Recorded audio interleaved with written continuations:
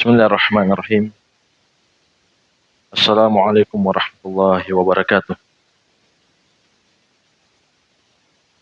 Innal hamdalillah nahmaduhu wa nasta'inuhu wa nastaghfiruh wa na'udzu billahi min syururi anfusina wa sayyiati a'malina. May yahdihillahu fala mudhillalah wa may yudlil fala hadiyalah. Wa asyhadu an la ilaha illallah wahdahu la syarikalah wa asyhadu anna Muhammadan abduhu wa rasuluh sallallahu alaihi wa ala alihi wa ashabihi wa man tabi'ahum bi ihsanin ila yaumiddin, amma ba'd. Fa ikhwani fiddin wa akhwati fillah, kaum muslimin dan muslimat rahimani wa rahimakumullah. Semoga Allah Subhanahu wa taala senantiasa mencurahkan rahmatnya kepada kita sekalian. Insyaallah taala kita akan lanjutkan kajian kitab Al-Irsyad ila Sahihil I'tiqad wa Raddu ala ahli syirk wal ilhad. Panduan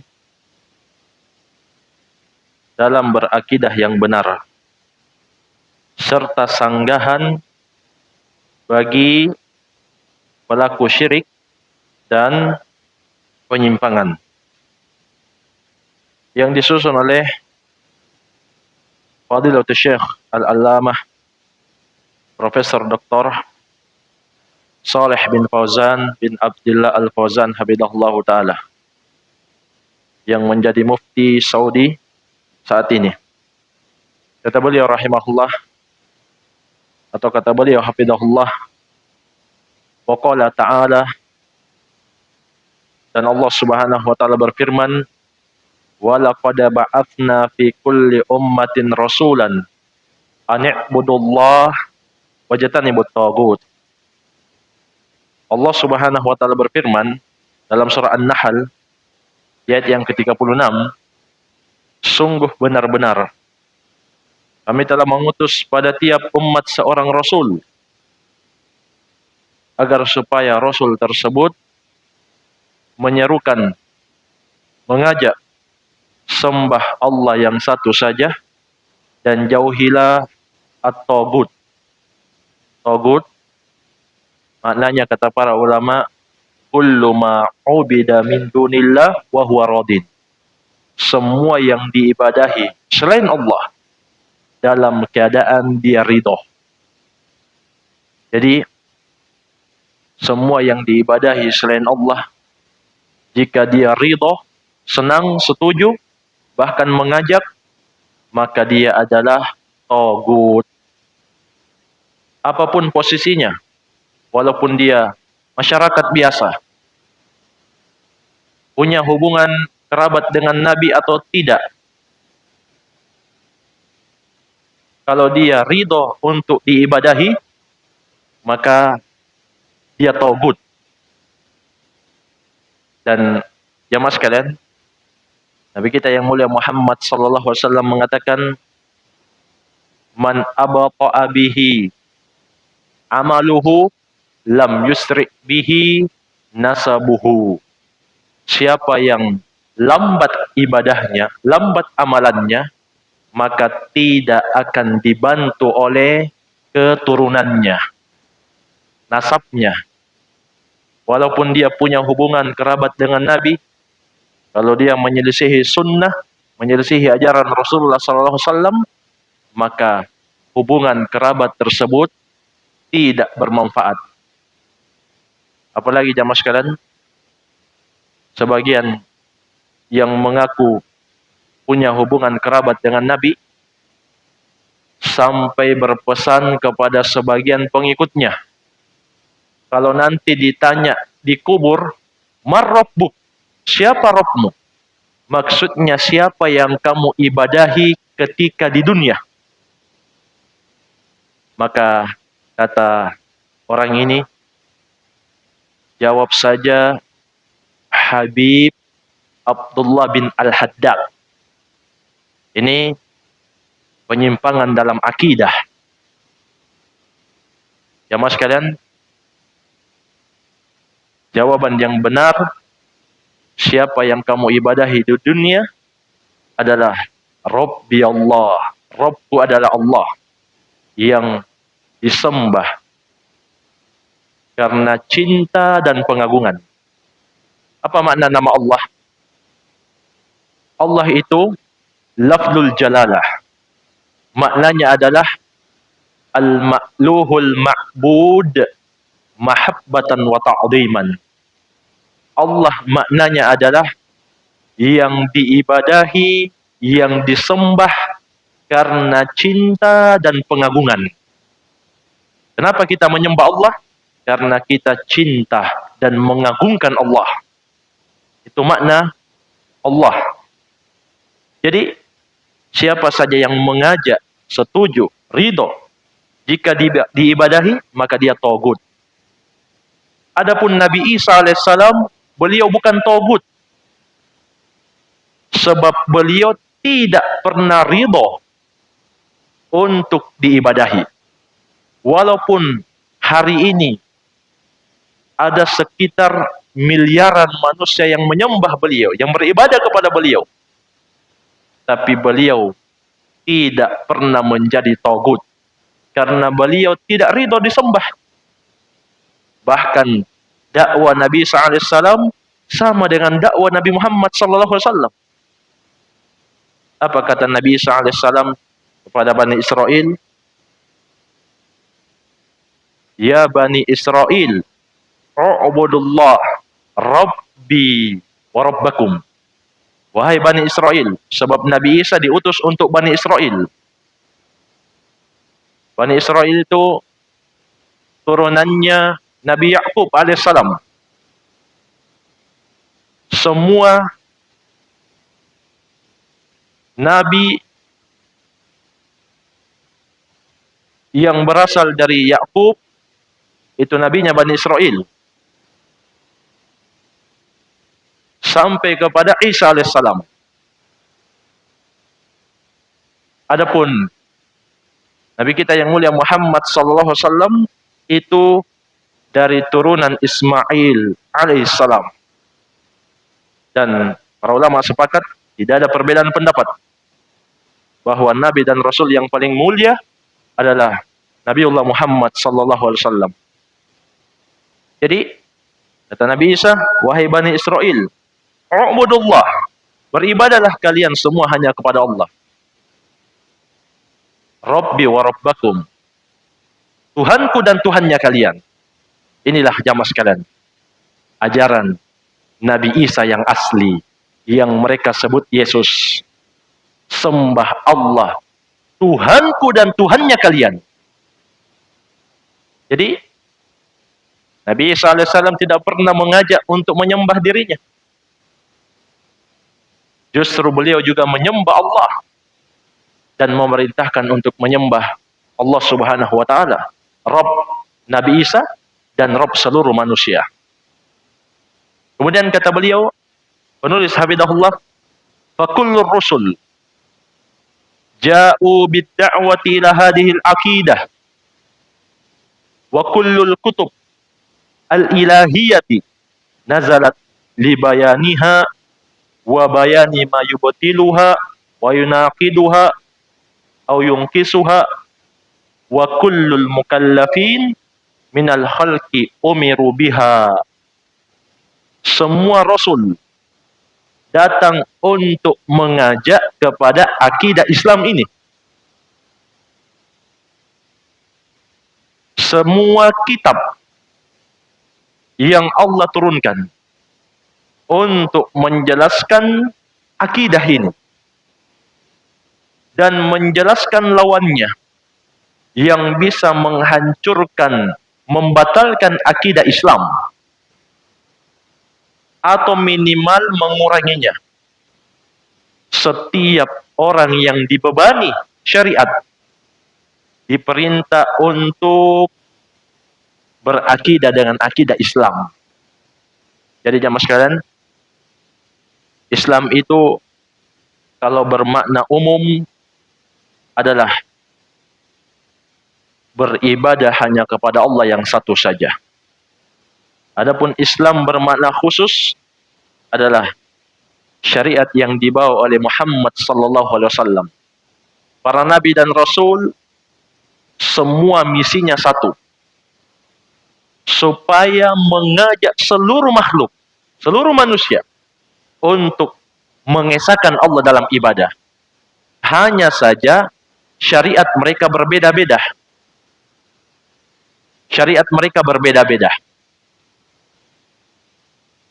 Dan semua manusia diperintah untuk berakidah Islam ini. Kemudian kata beliau, wa anna makana hada sya'nahu wa ahammiyatahu la jadirun bil inayati wal bahthi wat ta'arruf alaihi qabla kulli syai'in, khususan wa anna hadhihi al aqidah tatawaqqafu 'alaiha sa'adatul basyariyah fid dunya wal akhirah. Dan sesungguhnya pembahasan yang begini kondisinya, yaitu para rasul diutus, para kitab diturunkan atau kitab-kitab diturunkan untuk satu misi ini, akidah Islam ini. Kalau begitu bentuknya, dan itu sebesar itu pentingnya, maka tentu hal inilah yang lebih layak untuk diperhatikan, dibahas, dan dikenal sebelum segala sesuatu. Terkhusus karena akidah yang benar, akidah yang selamat, di atasnya lah kebahagiaan makhluk di dunia dan di akhirat. Allah Ta'ala, Allah Subhanahu wa Ta'ala berfirman, "Faman yakfur bit-taghuti wa yu'min billah faqad istamsaka bil urwatil wuthqa la infisama laha."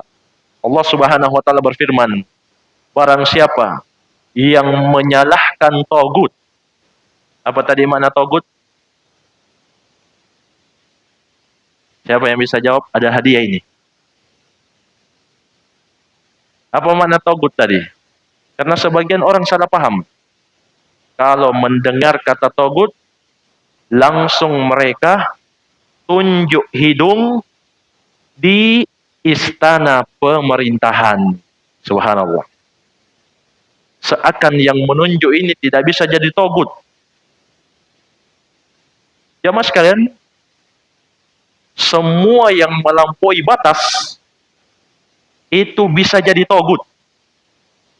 Makanya Allah Subhanahu wa Ta'ala berfirman, fa amma man tagha wa atharal hayatad dunya fa innal jahima hiyal ma'wa. Adapun orang yang tagha, ini umum, siapa saja yang melampaui batasan Allah yang halal, dia terjang melakukan yang haram, maka dia telah melakukan tagha.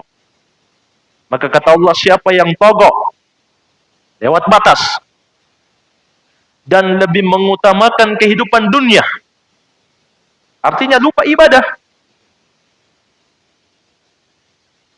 Harus katanya 50-50, seimbang. Tapi kenyataannya, dia dengan kehidupan dunianya dari pagi sampai sore. Untuk kehidupan kekal akhirat, ba'da maghrib sampai isya. Itu pun sudah sampai di tempat khusyuk lagi. Tahu mana khusyuk? Fokus di alam yang lain. Jadi Allah Subhanahu wa Ta'ala mengatakan orang yang melampaui batas, mengutamakan kehidupan dunia, sungguh neraka jahim tempat kembalinya. Ini surah An-Nazi'at. Jadi siapa yang kufur kepada tagut? Apa makna tagut tadi? Ada hadiah ya, hamba Allah. Kalau yang bisa menjawab, ayo. Nanti diambil di belakang, di ruangannya Pak Imam atau Ustadz Susbah. Insyaallah. Ayo, apa makna togut? Supaya kita bisa membantah kalau ada yang mengatakan togut itu sekarang yang ada di istana presiden. Subhanallah. Ini pemikiran ekstrim, khawarij. Kita luruskan. Togut maknanya adalah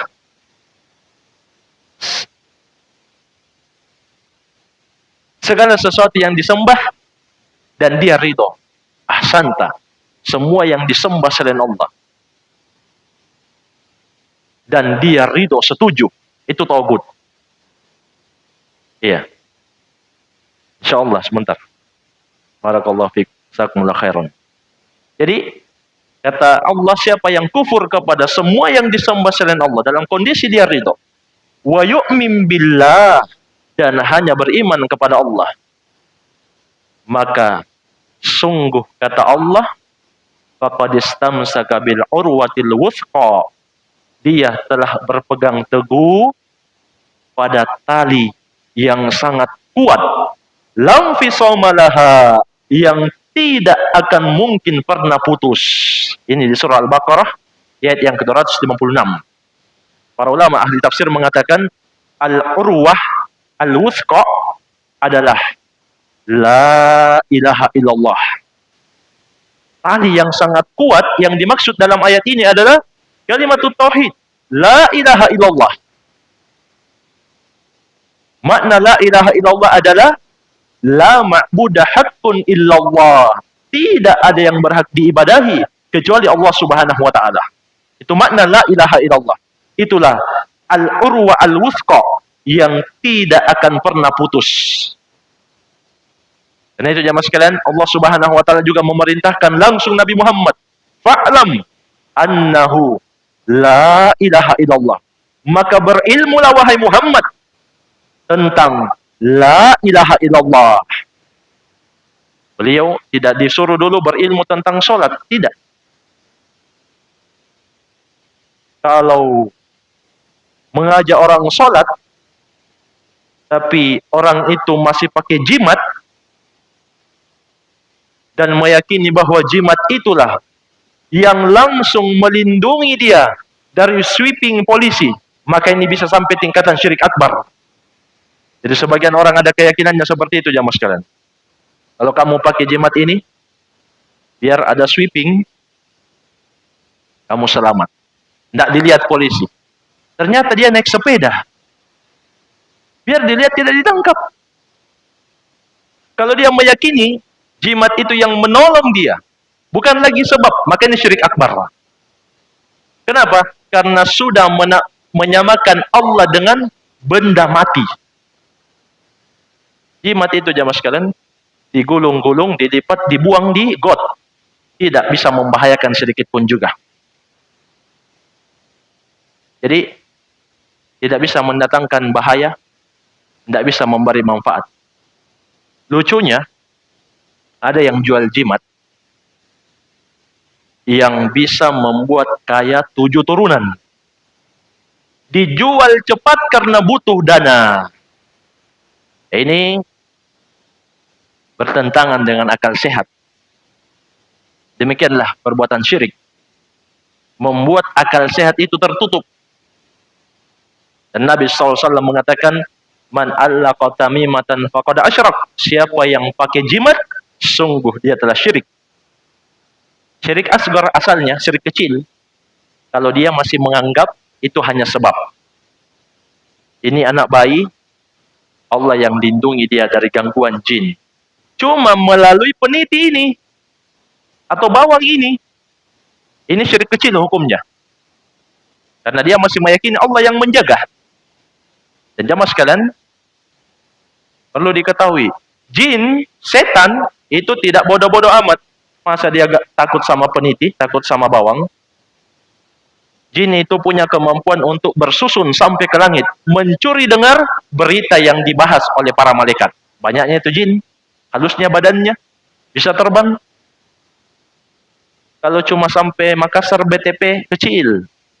Ini dari langit, dari bumi sampai ke langit. Langit dasar tapi. Makanya kata jin, wa anna kunna naq'udu minha maq'ida lis-sam'i.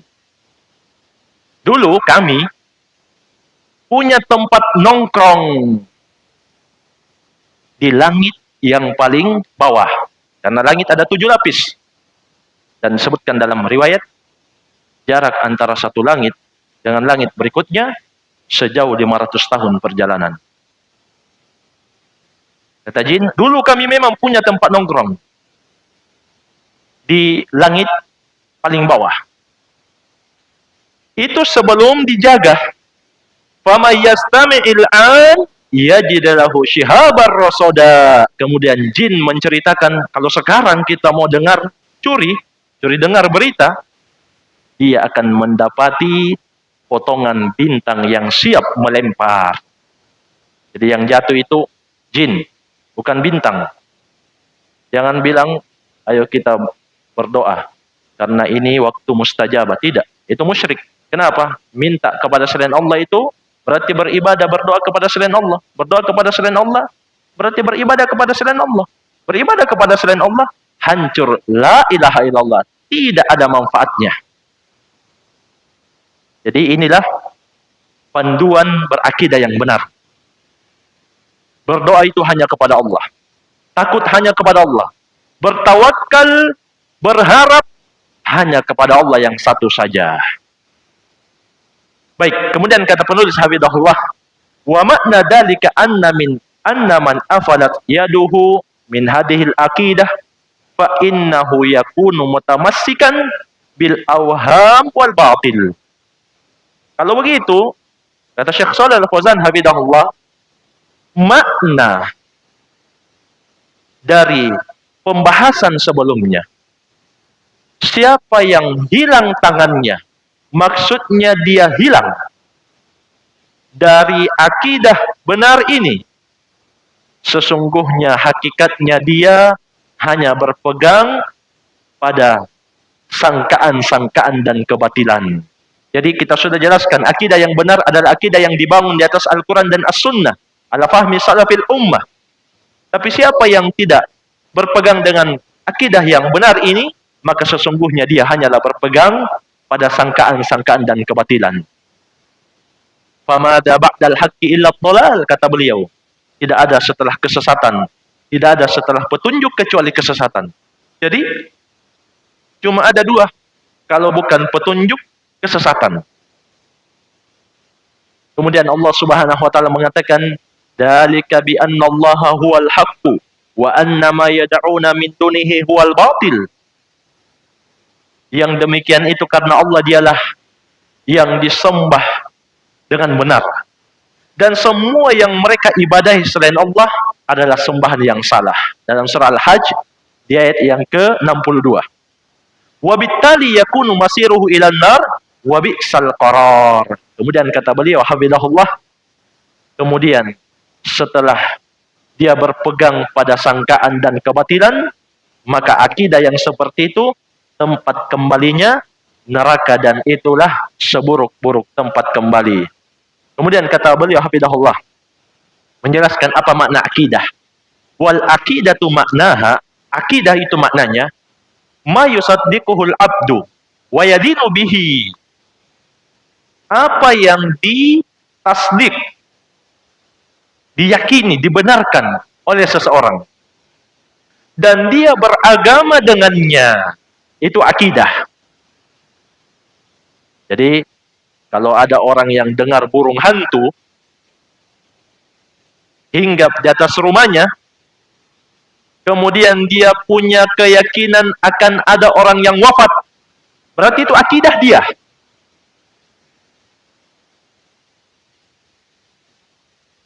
Dan Nabi kita yang mulia Muhammad SAW mengingatkan jamaah sekalian, at-tiyaratu syirkun. At-tiyaratu syirkun. Takut sial itu syirik, takut sial itu syirik. Jadi sebagian orang menganggap burung hantu itu adalah sebab kesialan. Sebagian lagi menganggap angka 13 sebagai angka kesialan. Sebagian juga ada yang menganggap hari Selasa itu hari yang sial. Banyak lagi. Demikian pula sebagian orang meyakini kalau dipanggil makan sama orang tua, kemudian dia menolak dan dia tidak ambil walaupun satu biji makanan itu, maka dia akan mengalami kecelakaan. Jamaah sekalian, ini semua tiarah, takut sial. Karena itu keyakinan yang benar, semua kesialan, keberuntungan hanyalah di tangan Allah Subhanahu wa taala. Bukan di tangan atau bukan adanya burung hantu, bukan. Atau bukan karena menolak ketika diajak makan, tidak. Demikian pula bukan karena angka 13, tidak. Bukan karena hari Selasa, tidak. Tapi keberuntungan dan kesialan hanyalah di tangan Allah Subhanahu wa taala. Kemudian kata beliau hafizahullah, fa in kanat hadhihi al-aqidah muwafiqatan lima ba'atsallahu bihi rusulahu wa anzala bihi kutubahu fa hiya aqidatun sahihatun salimatun tahsulu biha an-najah min adabillah was sa'adatu fid dunya wal akhirah. Jika akidah yang dia yakini sesuai dengan ajaran yang Allah utus para rasul dengannya dan Allah turunkan kitab-kitab dengannya, maka itu akidah yang sahih, yang selamat. Akan mendapatkan dengan sebab akidah tersebut keselamatan dari azab Allah dan kebahagiaan di dunia dan di akhirat. Jadi jamaah sekalian, kalau kita punya akidah yang kuat, akidah yang benar, akidah yang selamat, maka akidah itu akan menyelamatkan kita dari azab Allah dan memberikan kita kebahagiaan di dunia dan di akhirat. Jadi itu keutamaan akidah yang sahih, akidah yang selamat.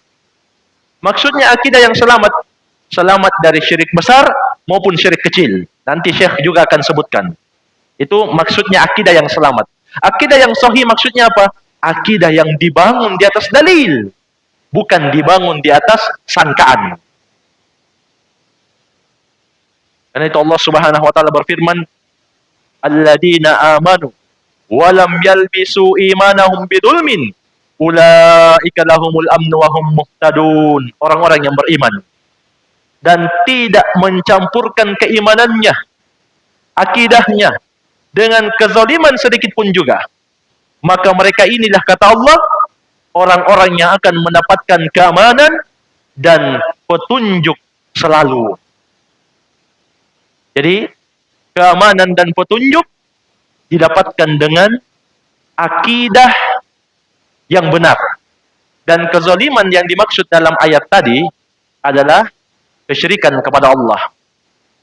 Jadi tidak syirik besar, tidak syirik kecil. Dan itu jamaah sekalian tidak mudah. Untuk selamat dari kesyirikan itu tidak mudah. Kecuali orang yang punya perhatian tentangnya. Dan itu ketika Nabi SAW ditanya tentang doa selamat dari perbuatan syirik, beliau mengatakan, ucapkanlah, bacalah, Allahumma inni a'udzubika an usyrika bika syai'an wa ana a'lam wa astaghfiruka lima la a'lam. Aku berlindung kepadamu dari berbuat syirik sedikit pun juga, dalam kondisi saya tahu, dan saya mohon ampun ya Allah dari syirik yang saya tidak ketahui. Para ulama mengatakan jamaah sekalian, jenis syirik itu sangat luas. Kalau kita tidak belajar, mustahil kita bisa mengetahuinya. Nabi Ibrahim saja, imamnya orang bertauhid, pimpinannya ahlu tauhid, bapaknya para nabi dan rasul. itu masih takut tertimpa syirik. Beliau berdoa kepada Allah, wajnubni wa baniya an na'budal asnam rabbi innahunna adlalna katsiran minan nas. Jauhkanlah aku dan anak turunanku dari penyembahan kepada patung-patung. Sungguh penyembahan kepada patung-patung itu, ya Allah, sangat menyesatkan banyak manusia. Perhatikan ya mas sekalian, berapa juta orang hari ini yang masih menyembah patung-patung, yang masih meyakini bahwa patung-patung itulah yang bisa memberikan syafaat untuknya. Ini yang melakukan itu orang yang bertitel juga. Ada yang menyembah sapi. Ini semua orang-orang yang rusak dari sisi akal sehat. Jadi, jamaah sekalian, akidah yang benar akan menyelamatkan pemiliknya dari azab Allah dan memberikan kebahagiaan untuknya di dunia dan di akhirat. Sebaliknya kata beliau, wa in kanat hadhihi al-aqidah mukhalifatan lima arsalallahu bihi rusulahu wa anzala bihi kutubahu fahiya aqidatun tujibu li ashabiha al-adaba wasyaqa'ah fid dunya wal akhirah. Jika akidah yang dia yakini bertentangan dengan ajaran yang Allah utus para rasul dengannya dan Allah turunkan kitab-kitab dengannya, maka itu adalah akidah yang mengharuskan pemiliknya mendapatkan azab dan kecelakaan di dunia dan di akhirat. Wal aqidatus salimah as-sahihah taqsimud dama wal mal fid dunya. Ketahuilah, akidah yang selamat dan sahih akan menjaga darah dan harta seseorang di dunia. Jadi jamaah sekalian, tidak boleh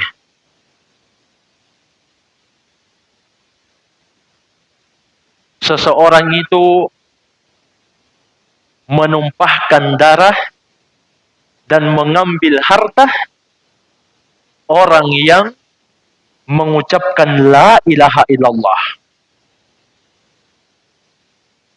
Jadi akidah yang selamat, akidah yang sahih menjaga darah dan harta seseorang di dunia. Karena itu jamaah sekalian, dulu orang-orang munafik di kota Madinah, mereka itu tidak mampu menampakkan kekufuran karena kaum muslimin saat itu kuat. Maka dia pun menyembunyikan kekufuran. Makanya disebut munafikin.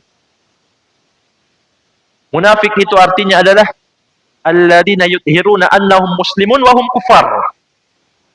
Orang-orang yang menampakkan mereka muslim padahal mereka orang kafir. Kenapa? Supaya terjaga darah dan hartanya. Jadi ketika orang mengucapkan la ilaha illallah, maka tidak boleh ditumpahkan darah dan diambil hartanya.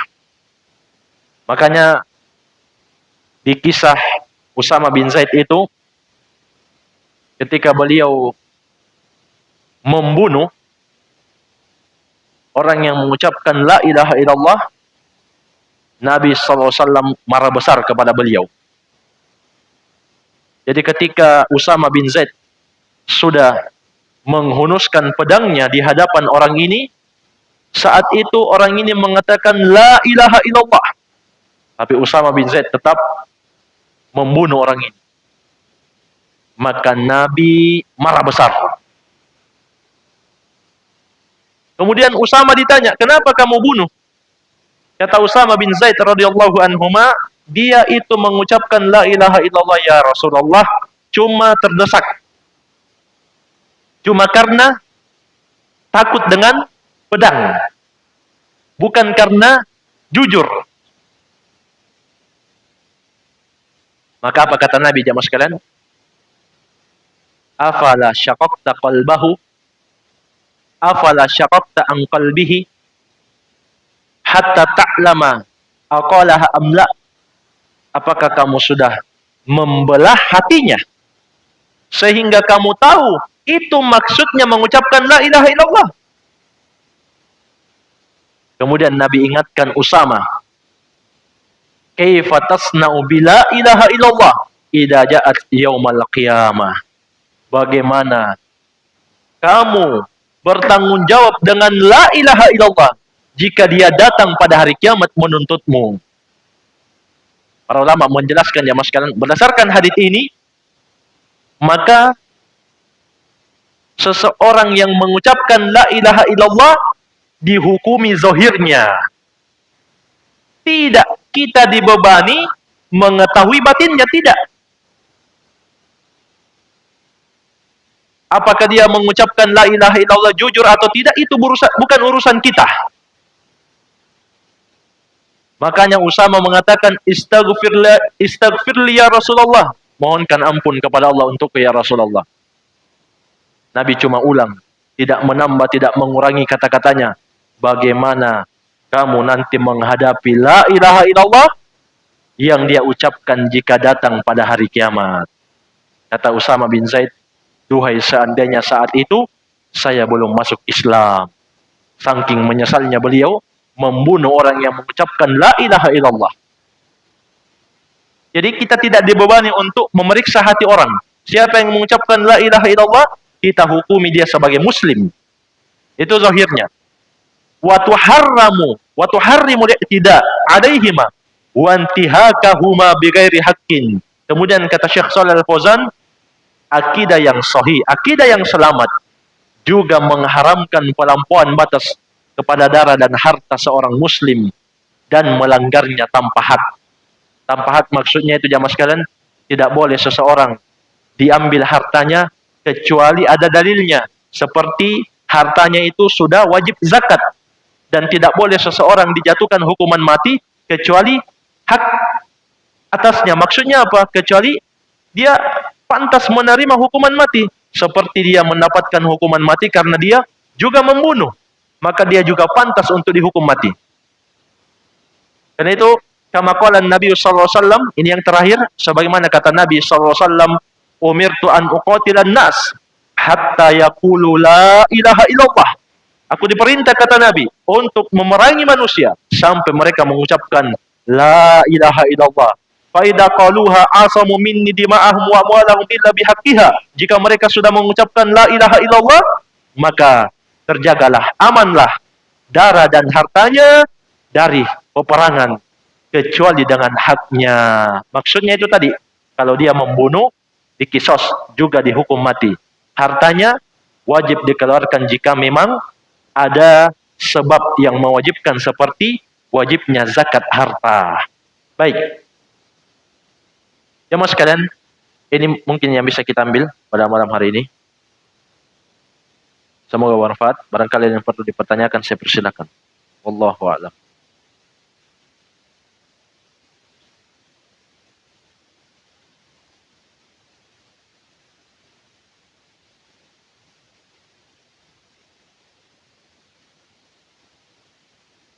Bagaimana? Mimpi. Baik.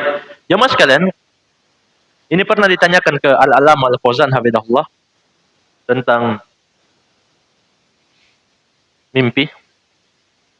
Apa tafsirnya, apa maknanya? Beliau hanya menjawab dalam tanya jawab saat itu di website beliau, itu bukan amalan para salaf.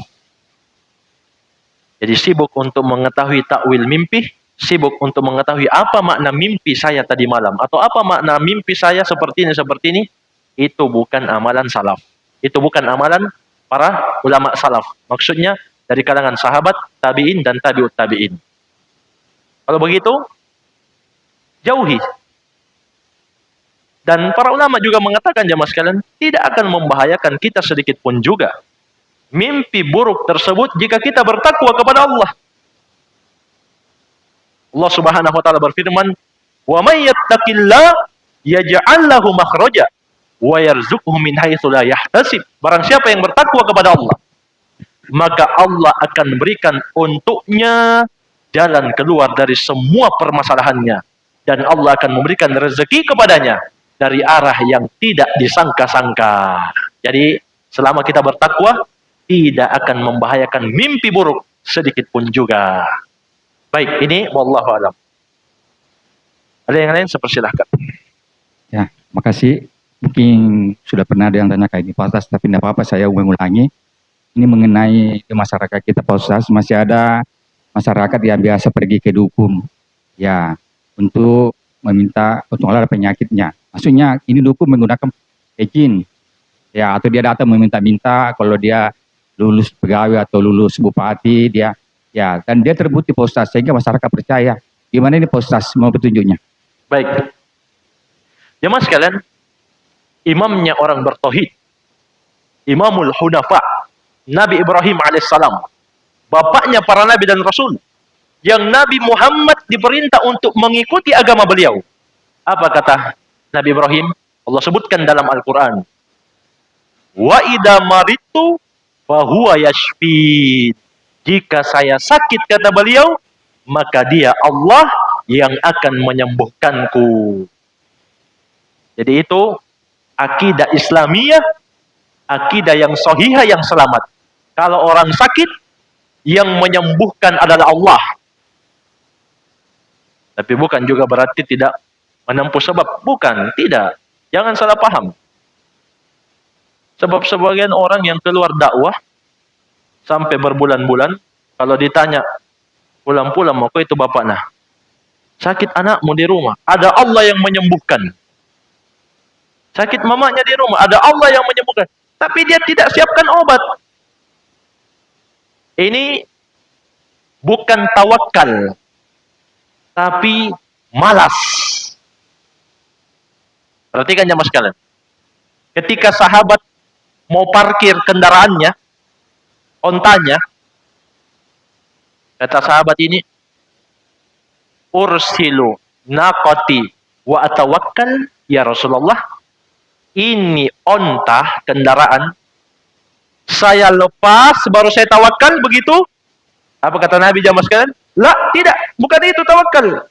Ikilha wa tawakkal. Ikat dulu baru tawakal. Jadi motor di luar dikunci dulu, baru tawakal. Jangan kuncinya ditaruh di luar, surat-suratnya di luar, kemudian kita bilang tawakal kepada Allah. Itu bukan tawakal. Bertentangan dengan ajaran Nabi Muhammad. Nabi Muhammad bilang, ikat dulu baru tawakal. Kunci dulu baru berpasrah. Tawakal kepada Allah, itu yang benar. Jadi kalau kita sakit, harus kita tempuh sebab. Kalau kita mau sembuh. Dan Nabi SAW mengatakan, tadawu ibadallah. Berobatlah kalian, wahai hamba-hamba Allah. Apalagi di sini ada dokter. Pak dokter. Iya. Tinggal ditelepon. Nanti dikasih resep. Bismillah. Berobat, kata Nabi, wahai hamba-hamba Allah. Bahkan beliau juga mengatakan, dawu mardakum bisadaqah. Obati orang-orang sakitnya kalian dengan bersedekah. Nabi sendiri yang bilang. Cuma para ulama membahas, kalau kita bersedekah karena Allah, tapi ada sedikit maksud dunia yang ikut, cuma ikut sedikit, maka itu hukumnya boleh. Tidak termasuk beramal akhirat untuk mendapatkan dunia. Yang dicela itu jamaah sekalian, beramal untuk dunia. Itu yang dicela. Tapi kalau dia beramal karena Allah, tapi niatnya ada sedikit untuk dunia, misalnya untuk sembuh, ini boleh.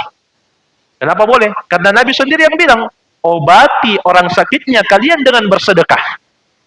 Jadi jamaah sekalian, kalau kita sakit, bukan ke dukun, tapi kita berobat, kemudian kita tawakal kepada Allah Subhanahu wa taala.